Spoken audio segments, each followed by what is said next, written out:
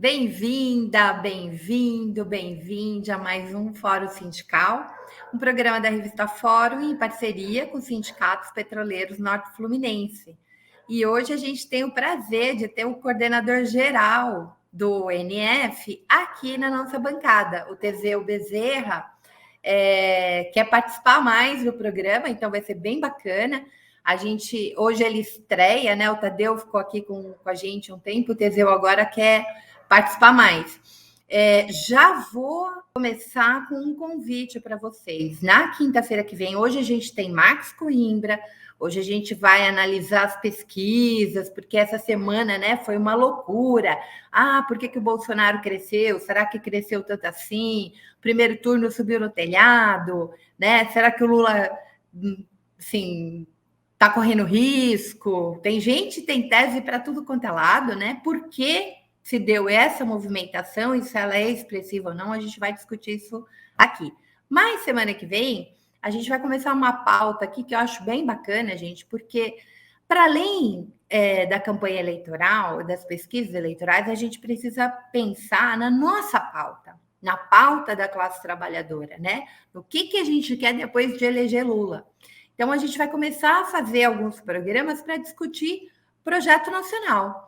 Semana que vem o Requião aqui, para a gente falar de petróleo, para a gente falar de soberania nacional, para a gente falar de segurança energética. Vocês viram aí, né?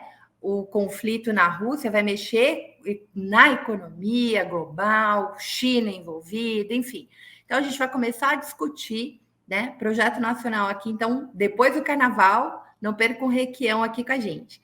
Deixa eu começar já esse programa, porque ele está animado. Eu vi que Rafael já está aí, Veranice já está aí, Leda, Daniel, Luzenira, Fred.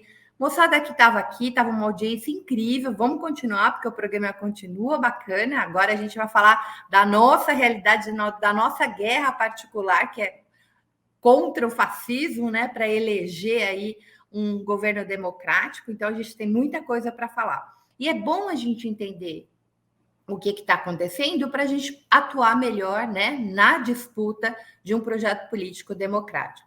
Então, sem mais delongas, eu vou chamar aqui o Teseu Bezerra, coordenador do NF, que estreando aqui no Fórum Sindical. Cadê tu, Teseu? Opa, Maria, boa Tudo noite. bem? Boa noite, muito obrigado aí pela recepção, né? Pretendo sim ficar aqui mais participativo nesse programa que tem feito toda a diferença, né? Sobre o mundo sindical, né? O Fórum Sindical, que a gente teve esse projeto criado há uns 3 anos atrás e que a gente vem mantendo essa parceria com a Revista Fórum, que tem sido muito importante para a gente. Muito bom. Olha, gente, que bacana, né? Um coordenador geral de um sindicato tão importante, jovenzinho, que é uma coisa muito boa, né? A gente renovar os sindicatos, né? Ter a juventude aí na briga, na luta para crescer, enfim, para permanecer e para continuar a luta. Lourdes Nassif já chegou? Olá, tudo bom, Companheira? Fru? Tudo bom, Tudo Teseu? bem? Prazer. Muito bom estar de novo com vocês. Esse ano a gente vai fazer muitas parcerias, viu, amiga? Que ótimo, que ótimo. É sempre um prazer. Muito bem. Antes de chamar o Marcos Coimbra, vou aqui fazer um apelo novamente para vocês. Moçada, nós, nesse ano eleitoral, precisamos o quê? Fazer esse canal crescer, fazer os canais da mídia alternativa crescer. Então, a primeira coisa que você pode ajudar é se inscrever no canal. A segunda coisa é você compartilhar o nosso link. O Fórum Sindical vai ao vivo toda quinta-feira às 18h30 e ele tem reprise no sábado pela manhã. Então, isso já ajuda muito. Se você tiver uma cervejinha sobrando por mês, você pode clicar aqui, ó, do ladinho do inscrever, tá? Tornar-se membro. É uma cervejinha mensal. No volume, se a gente tem muita gente que vira membro do canal, o que acontece? A gente pode contar com uma quantia, né? X, que no volume ajuda a manter o jornalismo da fora. Vocês viram que o jornalismo da fora é coisa séria, gente. A gente só traz gente aqui muito sério, que sabe do que está falando, né? Vocês acabaram de ver que bacana que foi a análise global aí desse conflito entre a Rússia e a Ucrânia. Né? Não fica reproduzindo aquelas bobagens que a gente lê na mídia que parece que a gente está na Guerra Fria. Então, assim, aqui a gente traz especialista, a gente traz gente que está estudando de verdade, que não fica esperando, né, o que a mídia dos Estados Unidos vai falar para repetir aqui. Aqui não é assim, que tem gente que pensa. Então, vamos trazer aqui o nosso convidado que pensa, que está aqui com a gente mensalmente, fazendo o balanço das pesquisas. Marcos, cadê tu? Oi, Marcos. Fro. Oi, pessoal. Oi, Teseu. Oi, Lourdes. Prazer em estar com vocês. Boa noite, querido. Bom te ver por aqui. Marcos, essa semana, né, nas duas pesquisas que saíram, foi aquela loucura, as pessoas assim todas enlouquecidas, o Bolsonaro cresceu, é por causa do Vale Gás, é por causa do Auxílio Brasil, né? Aliás, essa é uma das coisas que depois eu queria que a gente comentasse aqui. Primeiro que o Vale Gás é inclusive um projeto do PT. Então, o PT precisa fazer essa disputa. Teseu está aqui, é petroleiro. Os petroleiros vivem fazendo essas ações nas periferias durante todo esse período de crise, vendendo gás a preço justo, inclusive para poder fazer a discussão, né, da gente ter petróleo a preço de paridade internacional. Então, a primeira coisa é as pesquisas já refletem essas mudanças, enfim, porque o Bolsonaro, claro, está com a caneta na mão, vai surfar, né? Mesmo que ele seja obrigado, ele fez isso com o auxílio emergencial, ele foi obrigado a pagar R$600 e R$1.200, ele surfou como sendo uma proposta dele, ele vai fazer isso, ele tem a caneta. Aí saiu piso do professor, saiu Vale Gás, saiu várias medidas aí, fora o orçamento secreto, né? Que isso aí é uma caixa preta que a gente nem tem como controlar agora. Mas, enfim, esse crescimento do Bolsonaro tem a ver com essas ações? Já dá para medir isso? Ou isso tem a ver, Marcos, com um rearranjo aí da direita depois que esse balão de ensaio Moro, terceira via, foi para o espaço, né? Parece que isso aí, que a gente, desde quando a gente começou a fazer essa análise, você sempre disse que não tinha terceira via, né? Foi muito coerente as suas pesquisas, a pesquisa sempre análise dizendo não tem terceira via. Vai ser Bolsonaro e vai ser Lula. Eu queria que a gente começasse por aí, porque as pessoas estão, né? Eu via nos grupos, todo mundo, não, no Nordeste, olha, o Vale Gás, olha. Outra coisa importante, Teseu e a galera do PT que está nos assistindo. É preciso fazer a disputa em relação ao Auxílio Brasil. O Auxílio Brasil está atendendo um número maior de pessoas, mas ele é completamente eleitoreiro, ele só dura até o final de 2022, depois vai todo mundo morrer à míngua, né? Então, assim, a gente precisa fazer essa disputa e esclarecer. Deixa o Marcos falar. Bom, você levantou, sei lá, 20 problemas, e acho que eu não sei resolver nenhum dos 20. Nós estamos hoje com uma, em comparação com o que tivemos em eleições passadas, nós estamos com uma superoferta de pesquisa.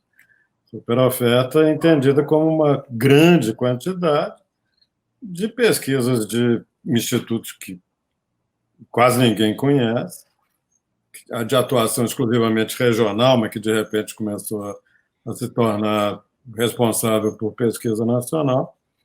E, de certa forma, tudo causado pela pandemia. Foi a impossibilidade de fazer pesquisa presencial, aquela de ir na casa da pessoa, pedir para entrar, se apresentar, levar uma conversa, encorajar a pessoa que muitas vezes é retraída, tímida, não se sente muito à vontade para tratar de assunto de política, não acompanha, não se interessa. Essa pessoa, no entanto, tem opinião e é um dos tipos de eleitor que normalmente decide a eleição. São pessoas de baixo interesse por política, pouca informação, mas que, à medida que vai chegando mais perto da eleição, vão querendo se informar, porque as pessoas valorizam o voto. Tem gente que acha que eleitor está nem aí, que vota, sei lá, porque viu um santinho no chão. Não é assim. Eleitor, especialmente do povo, leva muito a sério o voto. E leva. Claro que tem exceções, mas a maioria leva muito a sério. Porque ter bons governantes, bons parlamentares, bom presidente da República é muito importante para quem depende do governo. Tem muitas coisas que o governo é muito importante para essa pessoa mais pobre. Na educação, na saúde, na moradia, no transporte público, na segurança, milhões de assuntos. Então, as pessoas levam a sério o voto, mas como elas não têm muita informação, ela precisa de um estímulo até para dar entrevista. Por isso que pesquisa presencial, pesquisa na casa da pessoa, ou, na pior das hipóteses, conversando diretamente com ela, sei lá, na porta da igreja, na rodoviária, na Praça da Sé, o entrevistado consegue se expressar com mais naturalmente e expressa suas opiniões. Por telefone, por internet. A internet se esquece, porque a imensa maioria da classe trabalhadora, especialmente mais adulta e mais idosa, não fica lidando com política no computador, não fica lá acessando o site, procurando notícia e recebendo questionário, preenchendo questionário. Esquece. E o telefone celular é usado para trabalhar, para conversar com a família e ponto. Não é para ficar dando entrevista de meia hora, a pessoa está trabalhando, está na fila, está no ônibus e tem que dar uma entrevista de meia hora, 40 minutos, sobre um assunto que ela não conhece direito, não se sente à vontade para falar. Então, a capacidade dessas pesquisas chamadas remotas de caracterizar a opinião desse tipo de eleitor ou de eleitora é muito pequena.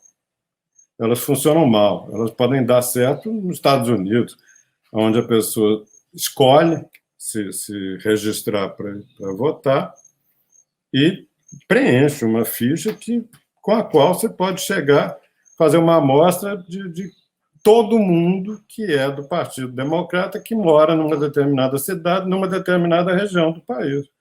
Sem problema nenhum, porque pessoa que se inscreve já tem um certo interesse, já quer votar. Bom, o fato é que com a pandemia nós começamos a ter um barateamento do modo de fazer entrevista desse jeito, por telefone, pela internet, ficou barato. E hoje em dia nós estamos cheios de oferta de pesquisa. Às vezes ajuda, às vezes confunde. Não estou dizendo que seja mal ter muita pesquisa, não, é bom.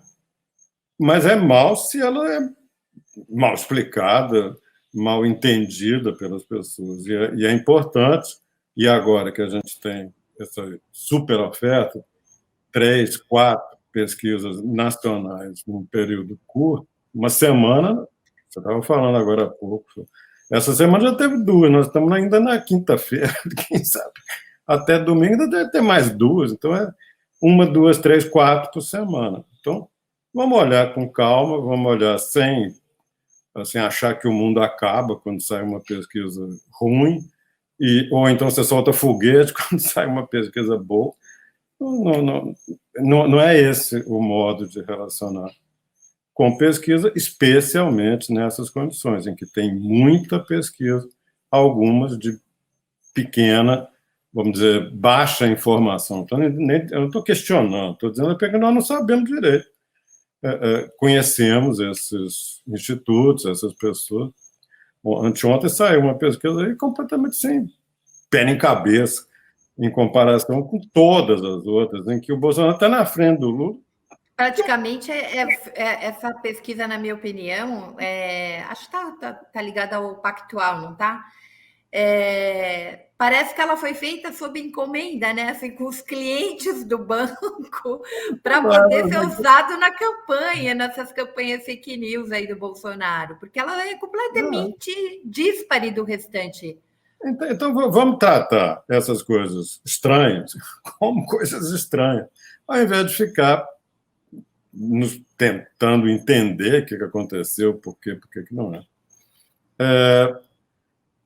Eu trouxe um conjunto pequeno, 6 tabelas, que nos ajudam a ver o que as pesquisas estão mostrando a respeito da eleição. Eu espero que não fique chato, mas se a gente vai tratar de pesquisa, vamos ver o que elas mostram. Eu vou ver se funciona isso aqui, só um minuto. Coimbra vai compartilhar com a gente alguns gráficos para a gente acompanhar, tá? Boa noite para quem está chegando. Paulo César, muito obrigada pela sua presença. Boa noite, Percival. Boa noite, Maria Lúcia. Boa noite, o coitadinho voltou. Eu adoro esses nomes do YouTube. Tá conseguindo aí, Marcos? Tô, espero que sim. Boa noite, Gilda. Gente, enquanto o Marcos está compartilhando, vocês podem, né, fazer um super chat. A gente é super bem-vindo. E a gente quer membro no canal. Gente, é uma cervejinha por mês, R$7 por mês. Custa nada. Tornar-se membro, você vai pagar R$7 por mês. Para fórum, ó, faz como o Jairo é membro, né? Do nosso canal. Isso é muito importante. Já é um educador, minha gente. Educador ganha um salário baixo. Mesmo assim, ele acha importante financiar a mídia alternativa. E por que é importante financiar? Porque vocês vão ter a gente tem uma liberdade, a gente tem compromisso de fato com quem nos lê, com quem nos vê, com quem não com grande capital. A gente não vai ficar aqui defendendo, né, o indefensável porque a gente é financiado pelo grande capital. Não, a gente é financiado por trabalhador, a gente é financiado por vocês, tá bom? E se você quiser fazer não tem cartão de crédito, nada, tem o Pix aí na tela, né, que vocês podem também fazer o Pix para a Revista Fórum. Ah, que bom, Maria Lúcia. A Maria Lúcia disse que está chegando agora, que não sabia da existência desse canal. Que beleza! Então, Maria Lúcia, este é o canal da Revista Fórum. Já fica membro. A gente tem uma grade muito boa de programação. Começa de manhãzinha com o Jornal da Manhã. Aí tem um jornal meio-dia, tem um jornal que começa às 5 horas e a gente tem programas específicos na grade da noite. É um canal bem importante. Marcos, com você. Você está vendo, Fro? Ainda não. Aqui no... Agora sim. Então, bem, eu vou começar. Vocês estão vendo uma tela chamada Intenção de Voto Presencial. Ainda está na série História, na capa. Você tem que pôr no próximo slide.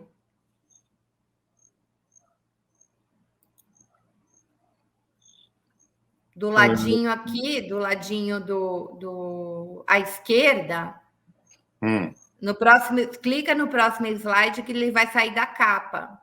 Vai aparecer o próximo slide. Apareceu? Ainda não. Bom, ele está travado na capa. É porque eu não estou sabendo fazer, eu sinto muito. Então, tá bom. O Guilherme... Peraí, deixa eu ver se agora eu consigo. Tá travado aí, não tá? Tá travado. Na tela tá travada. Meu, tristeza. Guilherme, você pode compartilhar, por favor? Eu estou subindo aqui. Tá bom. Flor, tá bom?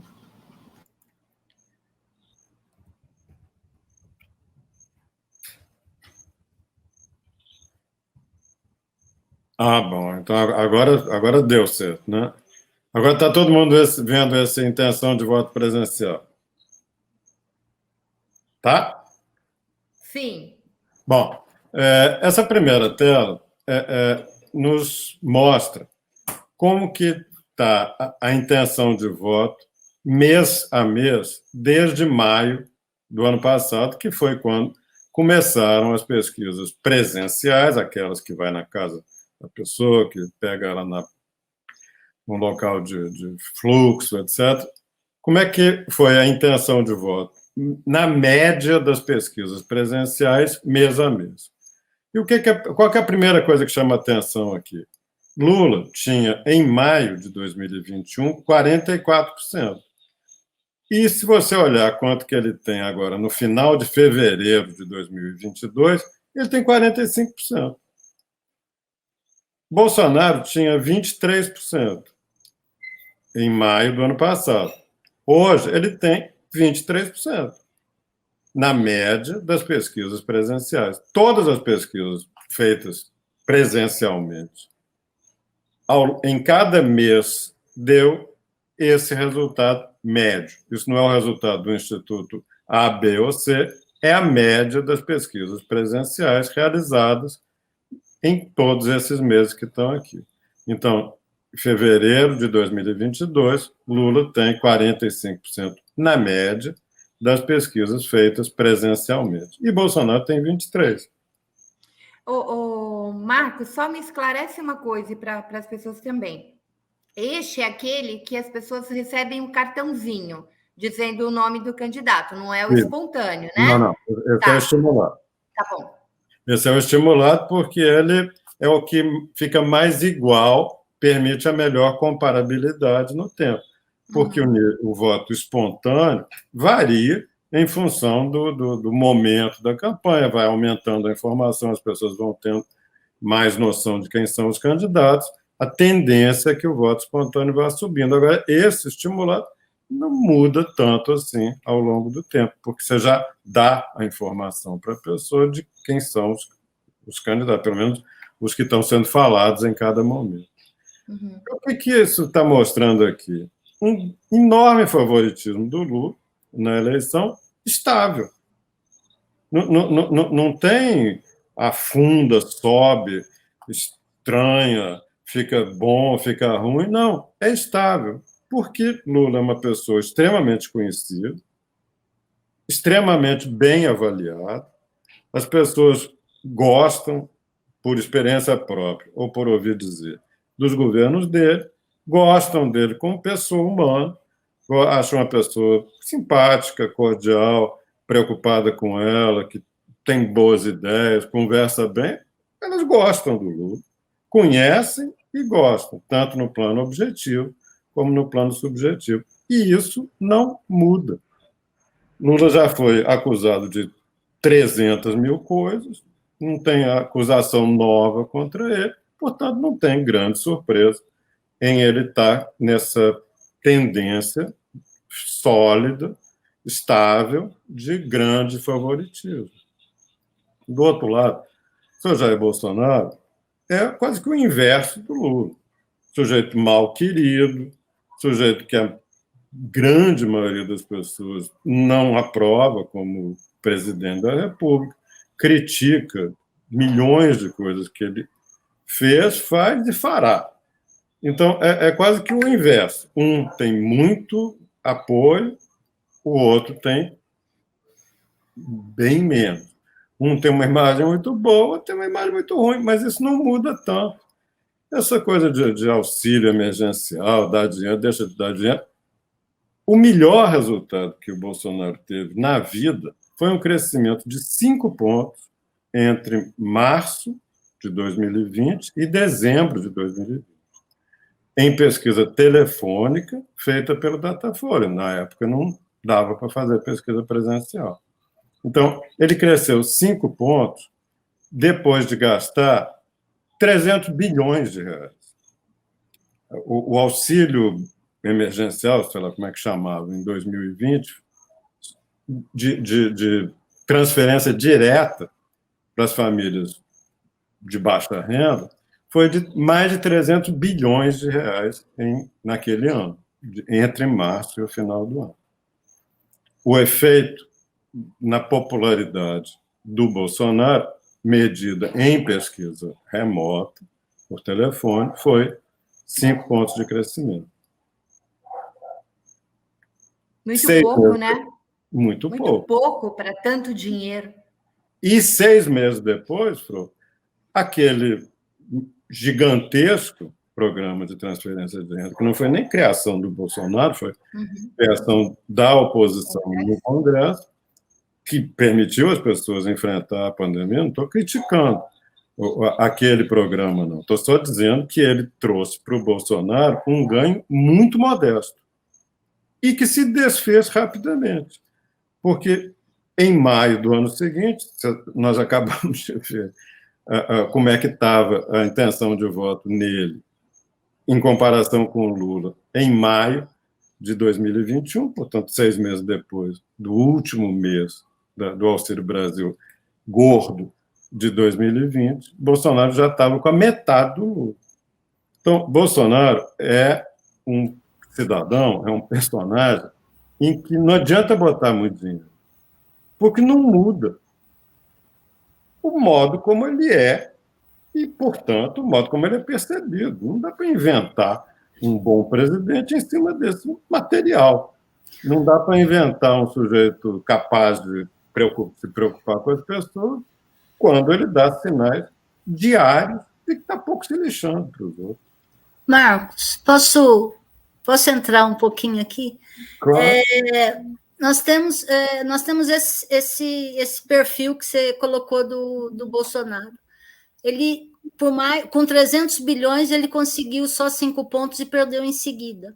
Isso. Mas nós estamos entrando em março agora e nós temos até outubro para que as coisas tomem o cenário, ele possa pintar esse cenário com cores mais fortes e tentar fazer as jogadas eleitorais dentro da obrigação como presidente. Existe dentro desse período risco de que ele possa se recuperar de tal forma que grude no Lula? O que eu estou sugerindo é que, embora seja impossível dizer taxativamente, é impossível, é inviável, não existe. Em pesquisa, não existe em análise política, ninguém é futurólogo.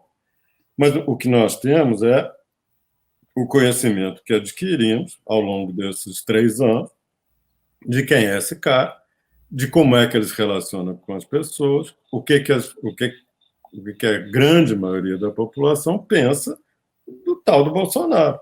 Pensa isso. É um péssimo presidente, é um sujeito que não merece ser reeleito, que só fez coisa errada no governo. Por que ele quer? Ele acha que ele tem, assim, por que motivos que ele oferece para o eleitor para votar nele? Mau presidente, má pessoa, más ideias, má equipe.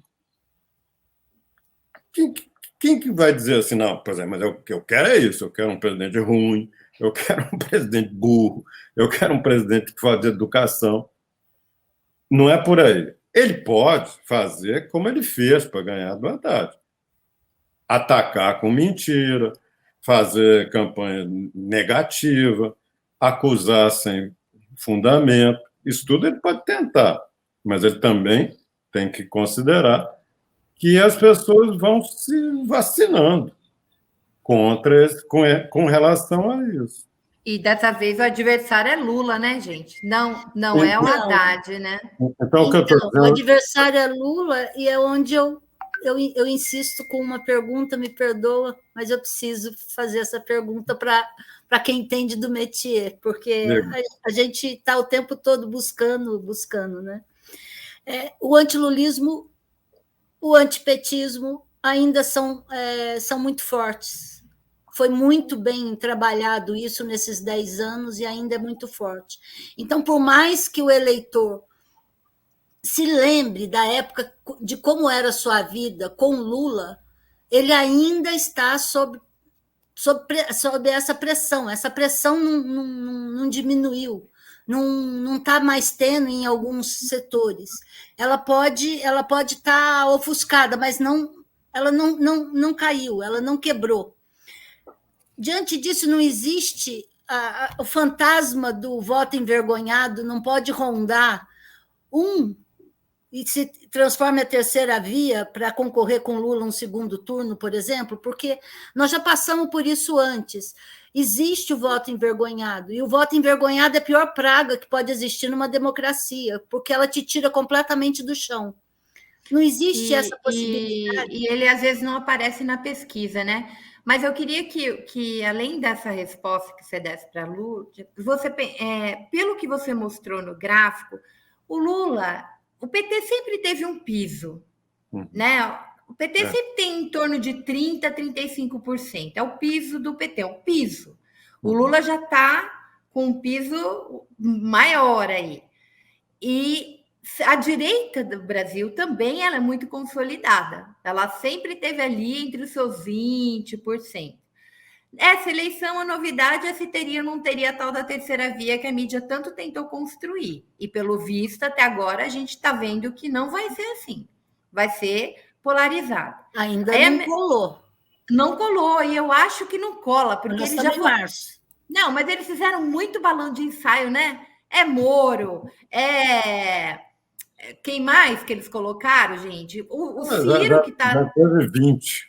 20. Dória também. Acho que tentou todo mundo. E aí, a jogada, para mim, nessa história, especialmente do antipetismo, Lourdes, eu já estou conjecturando, é Alckmin. Alckmin, para mim, é uma vacina em São Paulo em relação a isso, especialmente para a eleição de São Paulo, que é uma coisa que eu também quero colocar aqui, que a gente fale um pouquinho das eleições de governador. Mas vou deixar o Marcos falar e o Teseu entrar na roda, porque o Teseu está quietinho até agora.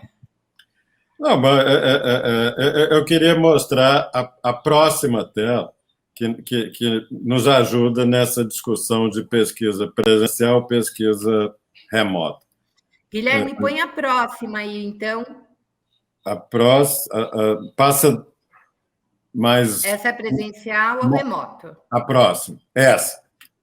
Bom, então nós estamos vendo lá que nas pesquisas presenciais, na média delas, Lula tem 20 pontos de frente em relação ao Bolsonaro. E o Bolsonaro, sozinho, tem a soma dos outros todos, do terceiro lugar para baixo.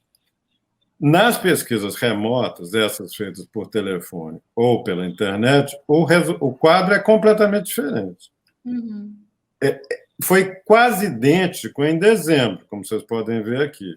Em dezembro, nas pesquisas remotas, Lula, na média delas, tinha 44 e Bolsonaro 24. 20 pontos de frente. Mesma coisa que a gente está vendo, que está se mantendo agora, em fevereiro, nas pesquisas presenciais. Mas hoje, nas pesquisas remotas, a diferença diminuiu muito. Também porque andou saindo umas pesquisas remotas tão fora do padrão que elas puxaram para cima a média do voto do Bolsonaro. Você vê, foi a 24, 27, 31.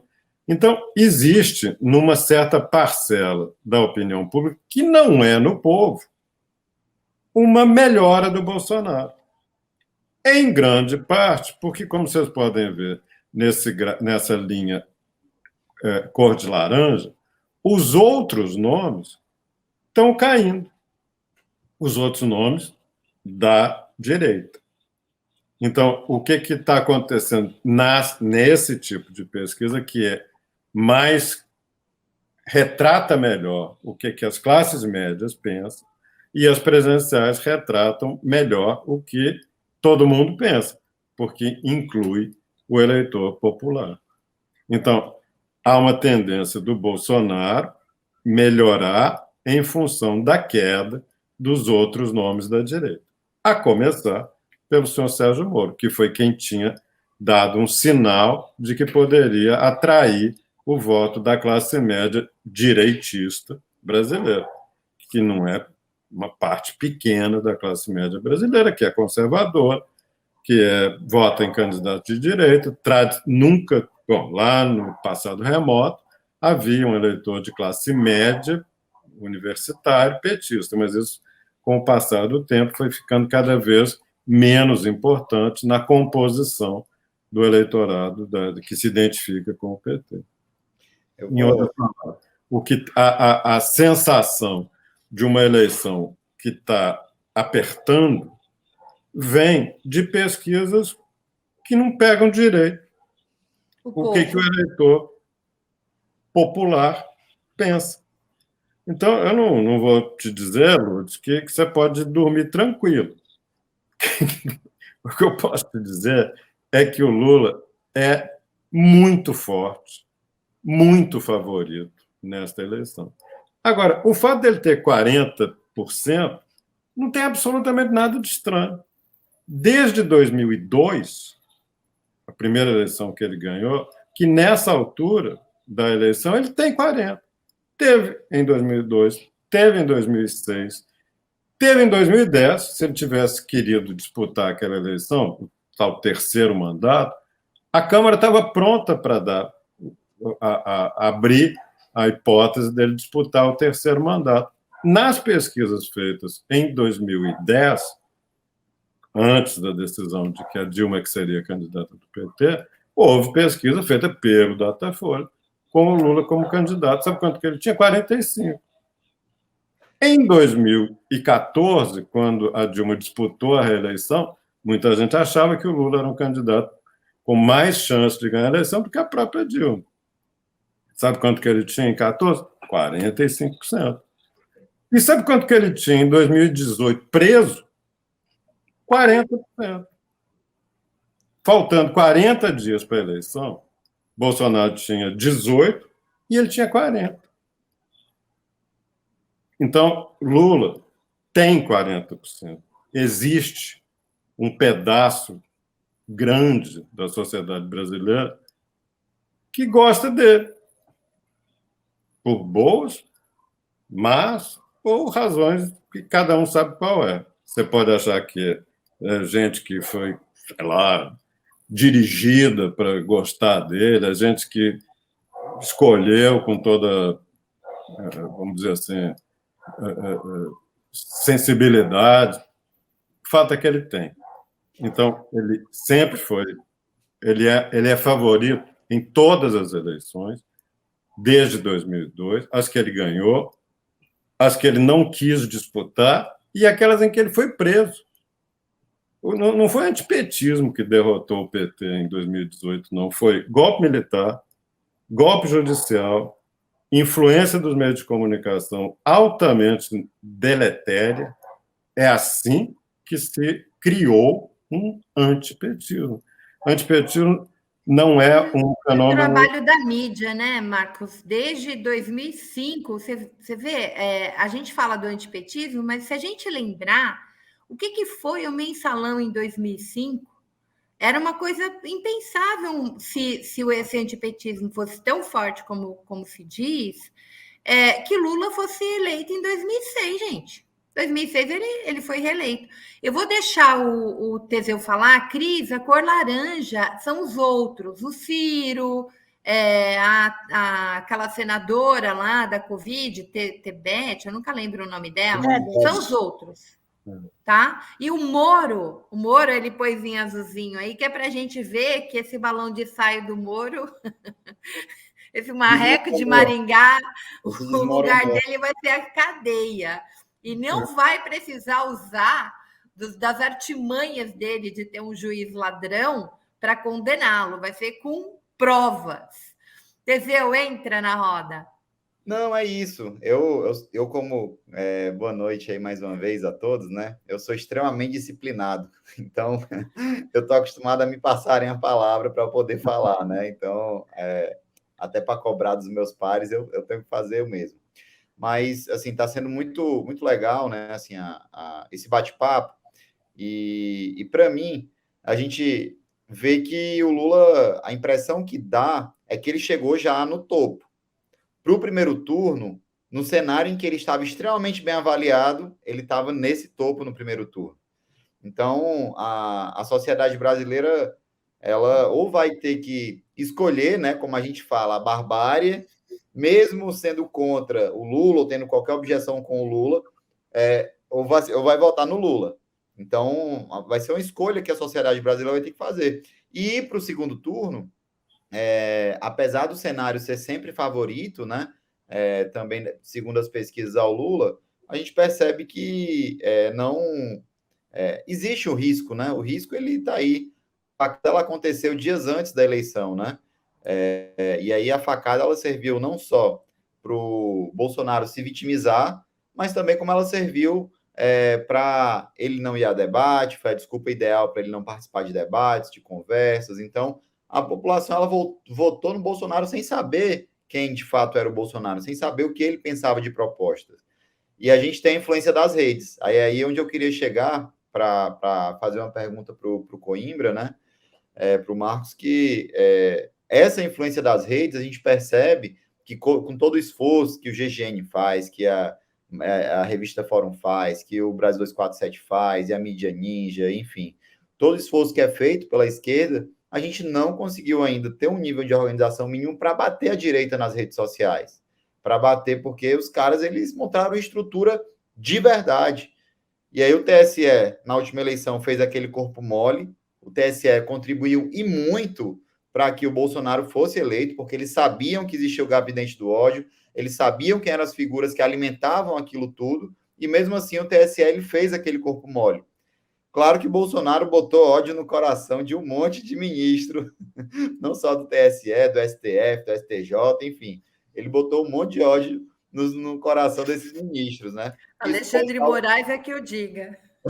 Então. Mas isso pode refletir. Então, essa influência das redes, né? Eu queria perguntar ao Coimbra o quanto que ele acha que pode estar influenciando para que a gente saia desse patamar de estabilidade que o Lula vem desde um ano para cá. E assim, só destacando também que foi incrível o quanto a absorção do Lula, né? Ele já foi absolvido em mais de 23 processos, né? Dos 30 e poucos que ele está como réu, ele já foi absolvido em mais de 23, e foi incrível como o do triplex lá, da farsa, que foi a farsa jato lá com o Moro, quando ele teve aquela absorção, foi incrível também um pulo que ele deu na pesquisa. Então, isso tem uma importância para o brasileiro, né? Então, enfim, eu passo aí para o Coimbra para ele falar um pouco. Deixa eu só complementar, Coimbra, porque assim, o que o Teseu fala é uma coisa, e a Lourdes também falou do eleitor envergonhado, daquele que a gente não consegue pegar. Agora, nessa era informacional, as pesquisas, mesmo as presenciais, não tem como, por exemplo, dizer assim, dar uma informação ou tentar, de alguma forma, medir a temperatura de fake news, assim, como é que ele recebe a informação, se está chegando via WhatsApp, que canal do Telegram que ele acompanha, eu não sei, porque a sensação que eu tenho é que as pesquisas, elas precisam, de alguma maneira, entrar e tirar essa informação. Da onde ele está recebendo. Porque, assim, lembra da mamadeira de piroca? Que aquilo era uma loucura, né? Uma loucura coletiva que aparecia no discurso do pastor, aparecia em tudo quanto é lado, e o cara recebia aquele monte de ataque. O ódio a Manuela Dávila, eu recebi amigos próximos, assim, olha aqui quem é a Manuela Dávila, ela com as fake news, uma olheira toda tatuada, cara que estava muito chapada, enfim. E as pessoas acreditavam de fato, assim, achavam que aquilo era a Manuela Dávila, pelo amor de Deus, Manuela Dávila é uma pessoa fantástica, né? Vai, Marcos. O Gilvano, ele está dizendo que é o melhor debate da rede progressista. Gilvano, então chama o colega para vir assistir a gente. E vocês não fizeram até agora, gente, nenhum superchat. É uma vergonha, entendeu? Não é possível. Vocês têm que fazer, no mínimo, um superchat aí pra gente. Olha, a Lourdes tá aqui, o Marcos tá aqui, o Teseu tá aí, eu aqui. E tem lá 10 jornalistas na Fórum produzindo matéria. Ajudem a gente a continuar fazendo esse bom trabalho. Vai, Marcos. Bom, eu só falo de pesquisa, não?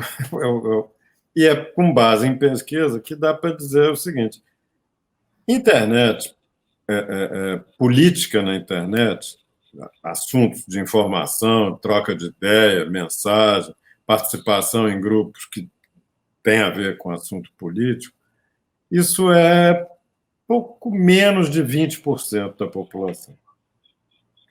O que significa dizer, ao contrário, que 80% da população não mexe com política na internet em épocas normais. Sabe que isso aí, nos Estados Unidos, não é mais do que isso, não. Os Estados Unidos também tem pesquisa muito bem feita lá, há muitos anos, que mostra exatamente a mesma coisa.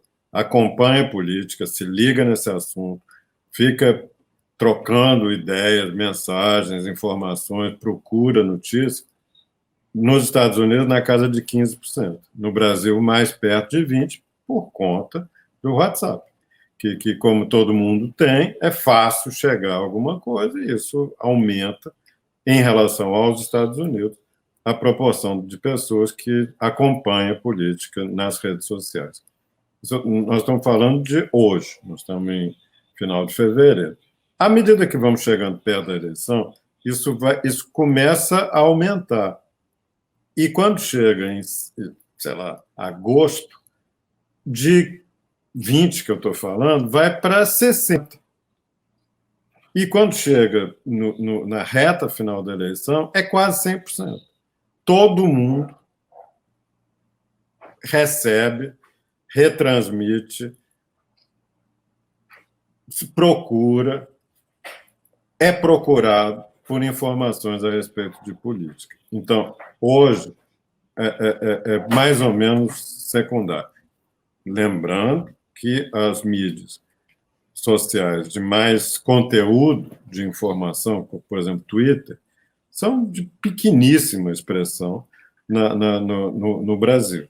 2%, 3% da população tem conta no Twitter e procura assuntos de política no Twitter.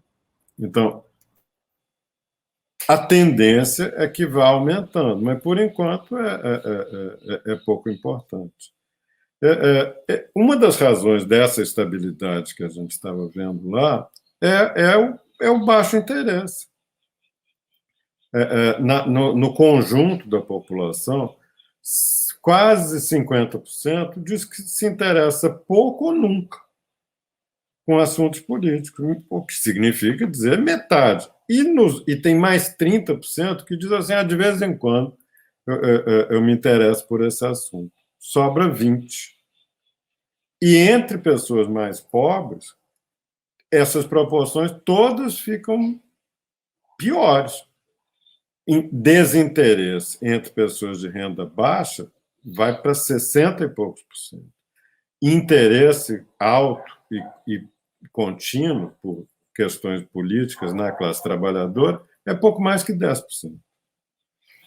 Imagino que o Teseu conhece isso na prática, na vida sindical. A grande maioria dos trabalhadores brasileiros, mesmo em setores de ponta, é pouco politizado. E nas pessoas desempregadas, emprego intermitente, a vida é tão difícil que não tem muito tempo para ficar acompanhando o noticiário político. Então, isso é que produz essa estabilidade que a gente estava vendo, que tende a mudar quando chegarmos perto da eleição. Mas essa mudança é sempre complicada, porque as pessoas vão chegando perto da eleição e querem resolver isso logo na cabeça, não quer ficar deixando para saber que essa coisa que a TV Globo, uma época, aí achava muito bonito dizer que tinha um debate lá na TV Globo, faltando 3 dias para a eleição, que era quando tudo se resolvia. Isso é uma coisa ridícula, né? Assim, como se fosse bom que as pessoas aguardassem a antivéspera da eleição para se decidir. Como assim? Quanto mais cedo, quanto mais tempo as pessoas tiverem para pensar, para analisar, para comparar, sei lá, para tomar sua decisão, melhor, em vez de deixar para a antivéspera da eleição. Então, nós estamos num período ainda de baixo interesse pela eleição, em que a maioria das pessoas não vai nem dar notícia do que tem nas redes sociais a respeito de política, de candidatos à eleição, e é isso que explica tanta estabilidade. Agora, das pesquisas. É por isso que, quando nós chegarmos mais perto da eleição, a tendência é, enfim, haver uma procura. E isso não quer, isso ajuda a manter viva a expectativa lá na ultradireita, porque o Bolsonaro é um candidato ruim de doer. Ele não é pouco ruim, não. Ele ganhou naquela mexeção que as elites fizeram para inviabilizar a vitória do PT, que estava anunciada, era só deixar o Lula normalmente disputar aquela eleição. Tudo permitia isso. E Lula teria ganho aquela eleição em 18. Mas, enfim, foi até que deu Bolsonaro. Mas ele até houve um período em que as pessoas disseram assim, não, pô, quem sabe, esse cara pode dar certo, não vou dizer que é impossível, não. Claro que, tirando o eleitorado de esquerda, esses 30% que a Fro estava falando, tira esses 30%, tinha 70% para dizer assim, vamos ver, quem sabe o Bolsonaro dá certo. Mas ele deu só errado. E essas tentativas de comprar apoio com programas distributivos sem pé nem cabeça, que Bolsa Família era um programa estruturado, com objetivos, com metas, com um monte de projetos associados a ele. E muito menos dinheiro fez uma transformação muito maior, né? É impressionante o que a gente vê em termos de educação, vacinação das crianças, violência doméstica, como caiu, como diminuiu. Quer dizer, os estudos que a gente tem hoje sobre o Bolsa Família, eu vou trazer, inclusive, a Tereza Campelo aqui, em 10 de março, para a gente falar de políticas públicas para as mulheres, e muito sobre o que foi o Bolsa Família, assim, as políticas integradas que tinham com o Bolsa Família, que foi, né, se perdeu. Então, hoje a gente vê um absurdo de um presidente dizer que não vai vacinar a filha contra a Covid. Um dos pressupostos do Bolsa Família era a carteira de vacinação em dia. E a gente coloca o pobre, a criança pobre, no Estado. O Estado passa a ver esse sujeito. Ele é integrado, está na educação, então você vê frequência, ele está no SUS, você acompanha, né? A grávida tinha que fazer pré-natal. Então, tinham várias coisas que este ser, que nunca foi visto pelo Estado, ele passa a fazer parte, né? O Estado acompanhar a vida dessas pessoas. Isso é muito importante. A gente estava num chororô, a Ingrid fez um superchat. Ingrid, muito obrigada, querida. Você pode fazer questão. Tem alguns comentários aqui sobre fake news, sobre o papel das igrejas evangélicas. A galera que acha que a gente tem que ficar na disputa, não deve tirar os amigos, nem os bolsonaristas das redes. Eu acho que se a gente tiver estômago, né, a gente consegue acompanhar um pouco e tentar conversar. Mas, de fato, a gente precisa conversar com as pessoas, porque a gente, ainda mais no período eleitoral, né? Até aproveitando, Fro, o PT está lançando os comitês de luta, né? Justamente para tentar organizar a classe trabalhadora, enfim, a esquerda, né? Nesse confronto, né? Porque é fácil para a esquerda estruturar isso, né? Nós temos, enfim, sindicatos, associações, instituições que conseguem, né? A própria mídia alternativa. A gente tem informação muito boa o tempo inteiro para poder rodar, para fazer o contraponto ao que diz a grande mídia, ao que diz... E muitas vezes a gente não usa, né? Isso. Então, é o gabinete do amor. A gente tem que fazer o gabinete... Eles já têm o gabinete do ódio, nós temos que fazer o gabinete do amor. E esses comitês de luta, eles têm que ser fortalecidos, né? Porque a gente tem que fazer os grupos de WhatsApp, tem que colocar o grupo da pelada lá e tá falando sobre isso, o grupo da igreja está falando sobre política de alguma forma, que está faltando enfim, luz no posto de saúde, que tá. Então, isso tudo é política, né? E a gente tem hoje uma apolítica, né? E o próprio Sérgio Moro, o Bolsonaro, a própria Globo e o restante da grande mídia, eles fizeram a população ficar com ódio da política, né? Então, isso foi muito ruim para o país. Eu espero que eles um dia façam essa autocrítica, né? Porque até hoje a gente escuta muito que eles pedem uma autocrítica do PT, do Lula e não sei o quê, BBB, bababá, e eles mesmos não fazem. Porque está aí, enfim, o golpe de 2016, tudo que aconteceu, a perda de direitos, a economia falida, o desemprego, a fome, tudo isso, e assim, normal. Só bate no Bolsonaro, eles não batem na política econômica do Paulo Guedes. Petrobras ontem registrou um lucro de 106 bilhões de reais. Foi o maior lucro da história da Petrobras a um custo dos 120 reais do bujão de gasolina da dona de casa, que hoje tem que cozinhar lenha porque não tem mais dinheiro para comprar gás de cozinha. Um custo de gasolina de 8 reais, é um custo de o diesel a 6 reais. Assim, é muito absurdo e a gente não ouve a panela bater, a gente não ouve a madame indignada no posto de gasolina, a gente não vê a grande mídia falando mal. Eles só querem encher as burras do acionista de dinheiro. Então, assim, é muito indignante. A gente fica assim assustado e a sociedade anestesiada. A mídia trata isso como normal, bate palma para essa política que está sendo usada, onde a Petrobras privatiza no rodo um monte de lugar que dava emprego. Inclusive, mando um abraço para o Santiago, que está aqui acompanhando. O Santiago é o coordenador geral do Sindiquímica Paraná, sindicato que da unidade de fertilizantes da Petrobras, que foi privatizada, foi parada, foi vendida e demitiu 1.200 trabalhadores há exatos 2 anos atrás, que nós fizemos uma grande greve no Brasil contra esse fechamento.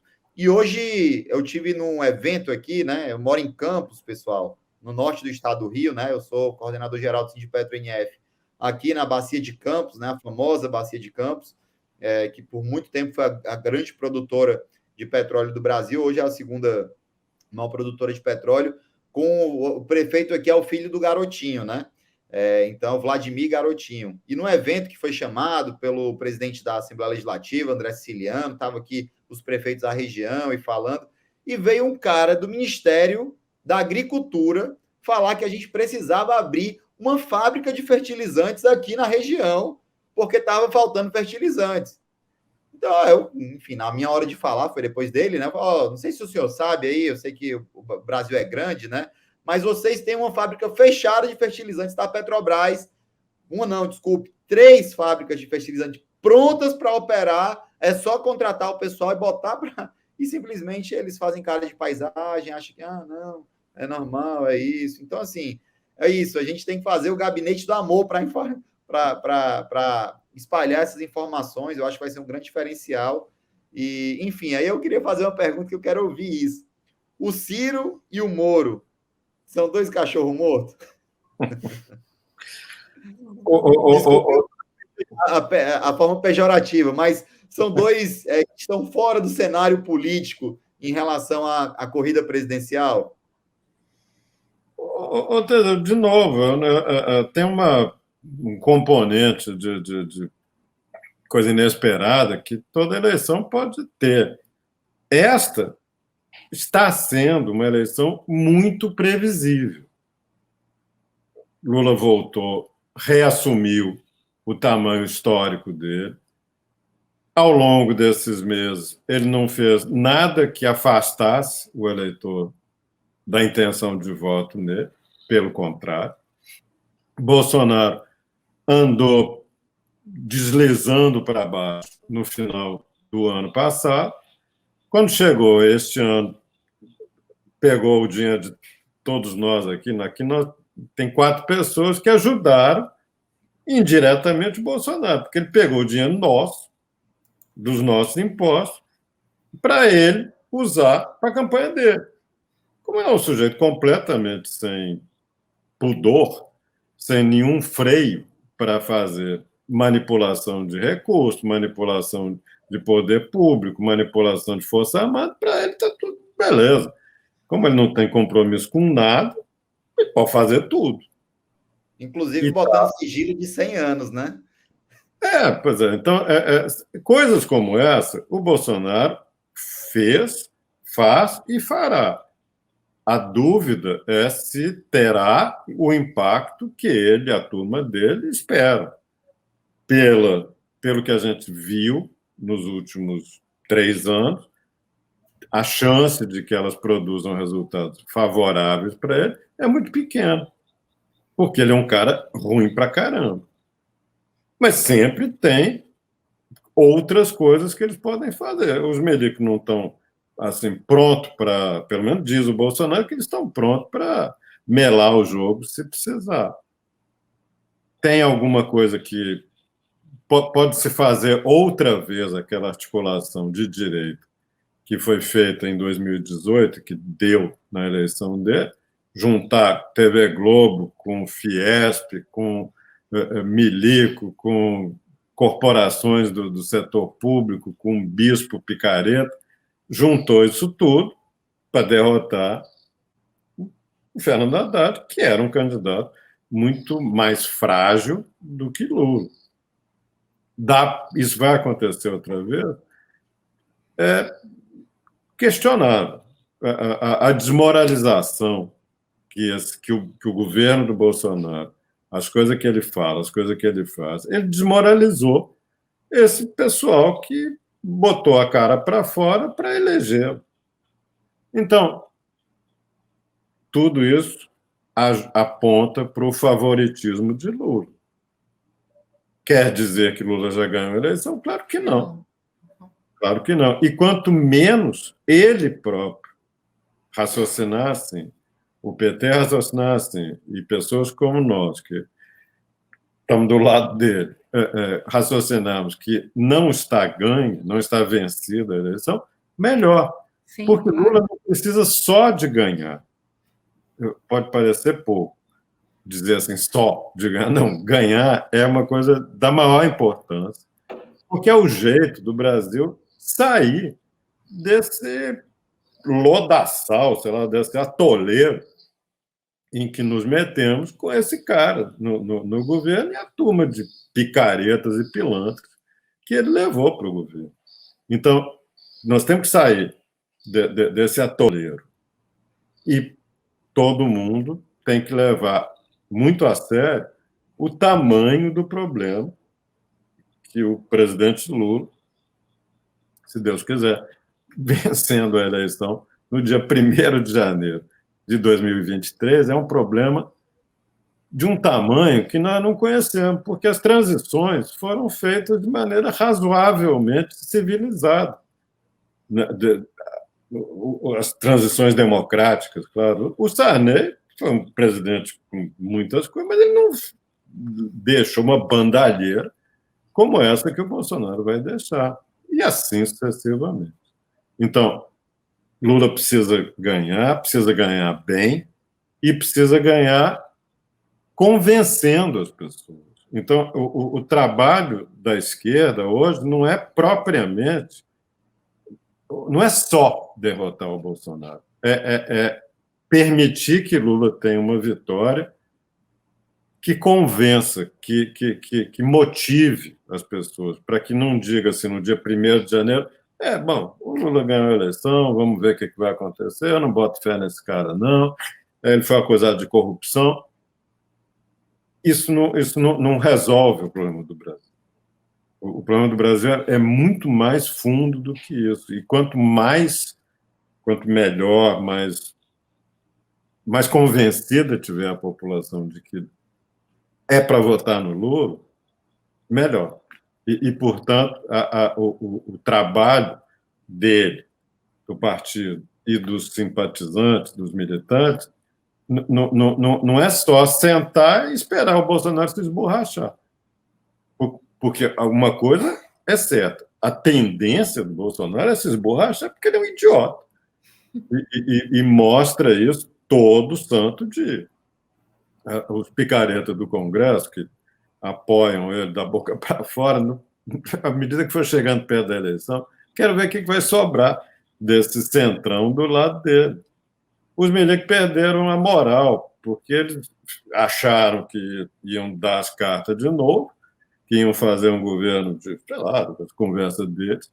Deu nisso, umas picaretões, só fica comprando, sei lá, uísque escocês e champanhe francês. É isso que os milicos brasileiros gastam dinheiro hoje, é comprando luxo.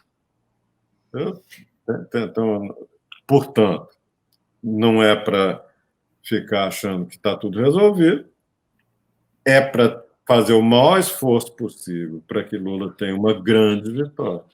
É assim que eu vejo. Favoritismo, mas um favoritismo que precisa de ser construído no dia a dia.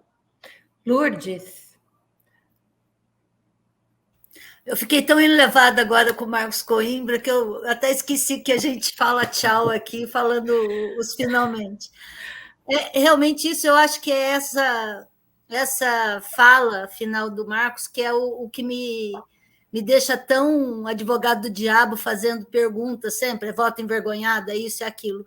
É o medo de que, achando que está tudo na mão, a gente perca. Sim. É esse o grande medo. Tem então, cadeira igual como chama? O FHC, lembra? Sentou na cadeira. Do Jânio. O Jânio limpou a cadeira e ainda riu muito. Então, nós não podemos chegar no ponto de ter que passar álcool na cadeira. Nós temos que ficar felizes, a gente fica feliz com o resultado que está agora, mas lutando para que isso se consolide e a gente vá mais longe, que seja uma vitória de tal forma que não tenha espaço para o golpe, que não tenha espaço para o retrocesso, que não tenha um Capitólio aqui no STF, ou aqui no Congresso, ou no Alvorada. Não façam disso a nossa ruína também, porque já estão brigando lá na Ucrânia. Gente, nós precisamos consolidar isso aí da melhor forma possível. É isso que eu tinha para falar. Ô, Lourdes, mas eu queria mais uns 10, 20 minutinhos aqui, se a gente conseguisse, porque a outra coisa que eu queria que o Coimbra comentasse é que já está começando a aparecer as pesquisas para governo. Então, Coimbra, eu queria, né? Porque tem uma outra coisa que eu acho importante. Teve a comunidade aqui no chat falou, gente, tem eleição do Congresso. Eu acho que quando a gente tem um candidato como o Lula, ele interfere em tudo. Assim, muita gente faz santinho com a cara do Lula porque quer se eleger. Pode ser até um sem vergonha, mas ele usa da cara do Lula. E quando se chega nos estados e diz assim, esse candidato é o candidato do Lula para governador, isso também tem um peso muito forte. Também tem para o Bolsonaro, eu sei disso. Mas tem muito forte. Então, eu queria que você comentasse um pouquinho em relação a Minas, se a gente para a gente se assustar com o Zema em primeiro lugar, ou se isso tem a ver com o fato do Calil ser conhecido na região metropolitana, quer dizer, o Calil ainda, o nome do Calil ainda não chegou no Vale do Jequitinhonha, não chegou ainda nos rincões dos quase 900 municípios mineiros. Completando, ou Minas é tão atrasada politicamente como São Paulo. Eu sou mineira, gente. Eu sou do sul de Minas. Então, eu ia colocar isso, né? Eu acho que a gente tem essa coisa em São Paulo. A única coisa que eu achei, né, do Alckmin é que fala assim, nossa, finalmente o interior de São Paulo, né, vai votar minimamente próximo ao que deve ser uma coisa mais democrática. Porque o interior de São Paulo é mais ou menos assim como o Vale do Jequitinhonha, entendeu? A capital não é assim, gente. Na capital, o PT não leva essa lambada, não. Isso é no interior. E eu queria ver vamos lá, os 3 maiores colégios eleitorais do Brasil, São Paulo, Minas e Rio. Como é que estão? Ei, Ô, Lu, David, obrigada pelo superchat. David pediu para falar da Bahia aí também, hein? Eu ia falar tudo. Bahia, companheiro Marcos Coimbra, quais as consequências para o Lula de uma possível retirada da candidatura de Jacques Wagner para governador da Bahia? Otto pode ajudar eleitoralmente da mesma forma? Beijo grande, David. Bom, nós não temos informação ainda organizada sobre o conjunto dos 27 estados, incluindo o Distrito Federal. Mas uma coisa está muito claro na eleição de governador este ano, que é uma chance alta do PT, pela primeira vez, ganhar a eleição para o governo de São Paulo, junto com a eleição de um candidato do PT à presidência.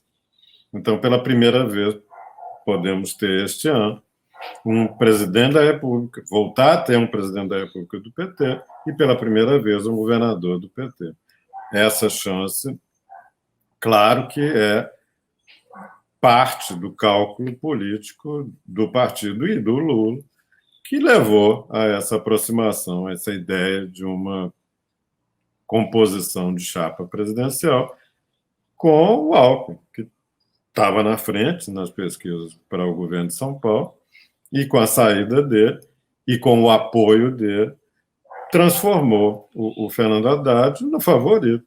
Hoje, eu, sinceramente, vejo o Haddad com uma chance muito alta de ganhar o governo de São Paulo. Porque os dois outros candidatos são pessoas muito pouco conhecidas e que dependem de dois padrinhos / apresentadores que estão numa fase horrível, que são o Dória e o próprio Bolsonaro. Bolsonaro, desde, sei lá, 2019, certamente a partir do início de 2020, o Bolsonaro e São Paulo começaram a ter um atrito insolúvel. O povo de São Paulo não gosta do Bolsonaro. E votou nele na eleição de 18, mas rapidamente perdeu qualquer tipo de admiração, carinho, sei lá, respeito pelo porcaria de presidente. Então, o ministro Bolsonaro, o Tarcísio de Freitas, tem uma chance de melhorar um pouco. Ele tem 4% nas pesquisas. O candidato do Dória também tem chance de melhorar, mas o favorito para ganhar a eleição em São Paulo é o Haddad. E isso, claro que sendo acompanhando e sendo acompanhado pelo Alckmin no interior do Estado, torna essa possibilidade muito mais concreta. Então, acho que esse é o principal resultado das eleições para governador do país e é, hoje, o favoritismo do Haddad é indiscutível. Minas Gerais, o grande favorito hoje é o atual governador, que é um cidadão que apareceu do nada, puxado pelo sentimento que elegeu o Bolsonaro, estou dizendo que eles sejam iguais, mas vieram na mesma onda que acabou atrapalhando a política brasileira em vários lugares, em vários fronts. Esse Zema se beneficia da crise na polaridade que mandou em Minas Gerais desde praticamente a redemocratização, tirando o período do Hélio Garcia. A política mineira girou em torno de PSDB e PT. E os dois entraram em crise. O governador Fernando Pimentel, do PT, teve enormes dificuldades, não se reelegeu em 18, e isso é claro que, em na eleição de 2018, ele não se reelegeu e deixou uma imagem de que o governo estava uma confusão, não pagava funcionário. Então, e do outro lado, o PSDB foi tragado por esse cidadão, pelo Aécio Neves, que de, sei lá, promessa para restaurar a elite mineira na política nacional foi frequentar a página de polícia. Né? E nunca nos esqueçamos que foi o primeiro grande responsável pelo golpe, porque não aceitou a derrota em 2014. Então, assim, se a gente... Moro é um desgraçado, mas o Aécio é o primeiro de braço dado com Cunha. A gente não pode esquecer disso. Não pode. E hoje, olha quem é Aécio Neves. Né? Essa desgraceira. Então, o Zema apareceu como assim, a coisa que, por não aparecer, era bom, considerando que tudo que aparecia dava errado. O Alexandre Calil, que é o prefeito de Belo Horizonte, se elegeu e fez uma boa administração, se reelegeu para a prefeitura, mas é atrapalhado por esse período de grande desinteresse. Esse negócio de política, não... E a atuação desse Zema, que é de tal forma assim, anestesia a opinião pública com essa conversa mole vou fazer isso, vou fazer aquilo outro. O fato é que isso acaba atrapalhando, diminui a curiosidade do eleitor médio por outros nomes. O Calil, sozinho, tem uma chance pequena de alterar esse cenário. Não estou dizendo que é impossível, não, mas ele tem uma chance menor por conta desse desinteresse do eleitor para ficar sabendo quais são as outras opções. Com o Lula, apoiado pelo Lula, ele tem uma chance real de se tornar mais conhecido e ter um baita de um apresentador para levá-lo para regiões como essa, sul de Minas, perdão, mais ainda para o norte, para Jequitinhonha, para o Vale do Rio Doce, para várias regiões de Minas, em que ele tem uma presença própria muito pequena. Então, é um estado em que Lula pode ganhar sem que o PT ganhe o governo do Estado, que, aliás, nessas conversas, o PT abriu mão de uma candidatura própria, não que tivesse um nome natural, mas abriu mão de ter uma candidatura. No Rio está muito indefinida a situação. O que se vê é que, num quadro também de desinteresse geral, não me parece que o atual governador do Rio, que era o vice do Witzel, sozinho não é uma figura de respeitabilidade política, administrativa maior. O Freixo é um nome que pode perfeitamente ganhar, mas eu não me sinto à vontade para dizer que é favorito ou deixa de ser. Eu acho que é uma eleição que provavelmente vai tender a ficar. E se o Freixo tiver realmente o apoio de Lula, o apoio do PT, a chance de uma competitividade da candidatura dele é indiscutível. Quanto à Bahia, o PT está dando, nesta eleição, mostras de uma maturidade partidária muito grande. Tem gente que acha, não, porque o Lula é o rei do PT. Isso é pouca informação a respeito de como é que o partido se organiza, funciona. O PT está dando mostras de capacidade de colocar o mais importante em primeiro lugar.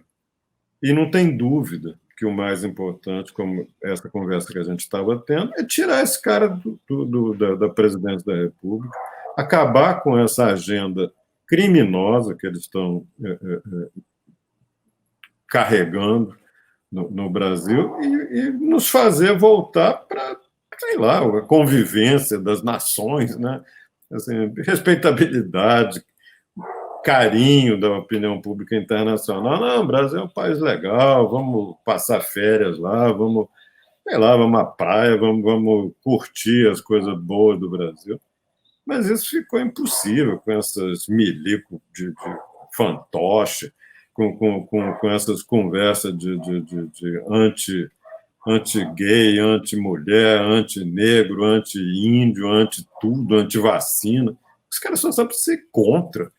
E isso é claro que atrapalha demais a imagem do Brasil. Então, o PT está dando mostras em um dos estados em que isso ficou mais claro, foi em Pernambuco, em que o Humberto Costa, senador pelo PT, tinha grande vantagem nas pesquisas para o governo do Estado. No entanto, abriu mão da candidatura. O candidato do PSB tem 1% na pesquisa.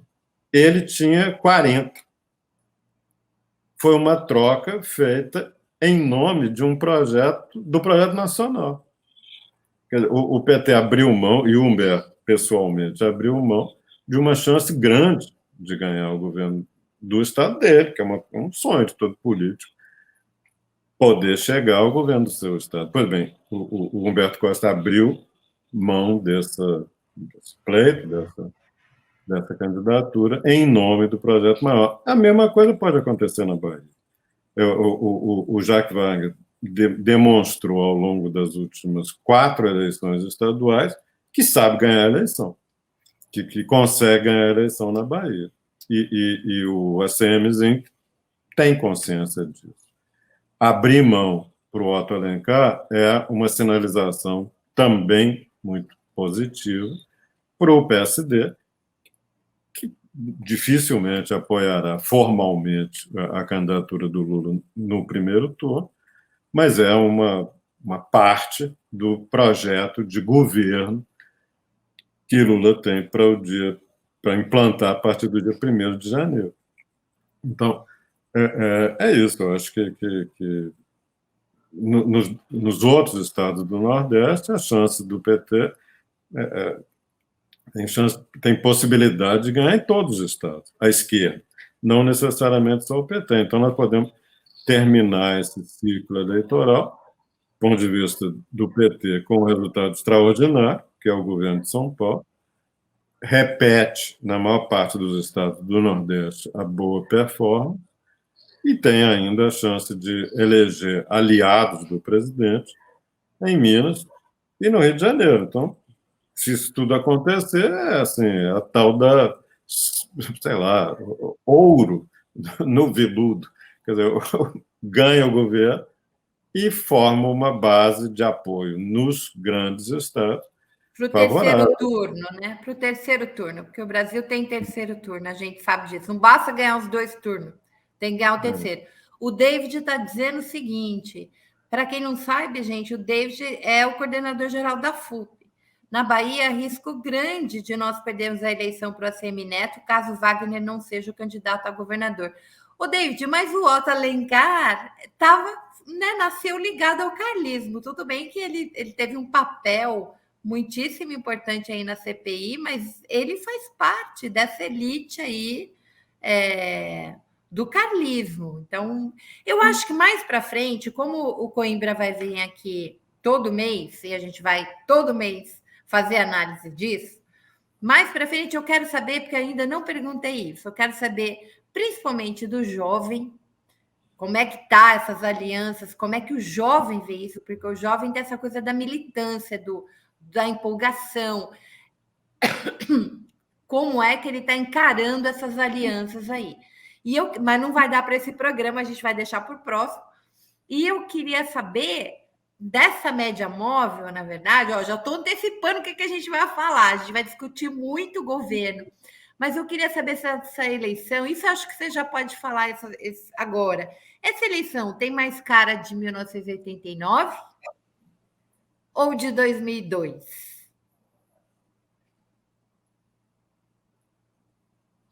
Não sei, Flávio, talvez tem cara de 2022. Lula é hoje um político diferente do que ele era em 89 e em 2002. Entre 89 e 2002, nós tivemos um período de ordem unida das elites econômicas, políticas, midiáticas, empresariais, tudo em torno de Fernando Henrique. Foi a única vez que as duas eleições presidenciais se resolveram no primeiro turno, sendo que na segunda, em 98, além dessa turma toda, ainda tinha o Bill Clinton, presidente americano, amigo do Fernando Henrique, que botou o dinheiro americano do Fundo Monetário Internacional para ajudar a manter o real na paridade com o dólar, que era parte da construção da imagem do Fernando Henrique. Então, aquilo, claro que não se repete. O Lula de 2022 é outro candidato, outra pessoa. Ter ficado 580 dias na prisão mudou o Lula. E ele agora é uma outra pessoa. Nem tanto quanto alguns acham, mas mais do que alguns imaginam. E, portanto, eu não sei, não dá para dizer qual das duas. Eu acho que é esta.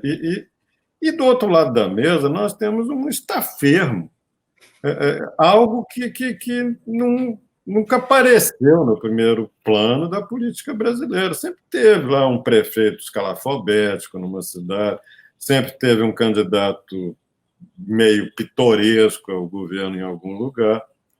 Isso sempre apareceu. Mas nós nunca tivemos que lidar com isso, que é o senhor Jair Bolsonaro e essa tropa de energúmenos em volta dele. Filho, mulher, marido. Eu estou aqui pensando, Marcos, que uma boa forma da gente fazer uma campanha para o Fórum Sindical é pegar vários trechos seu adjetivando Bolsonaro. Vai sair um vídeo maravilhoso. Está feio.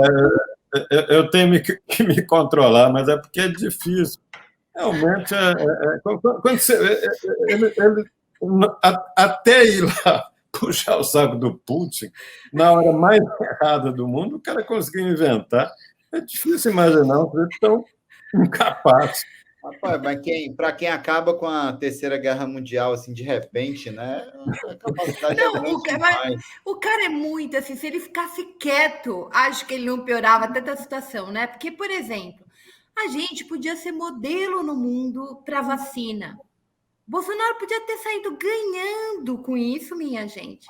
Porque a gente tinha toda a estrutura do SUS, as pessoas aqui se vacinam, o bicho sai contra isolamento e contra a vacina.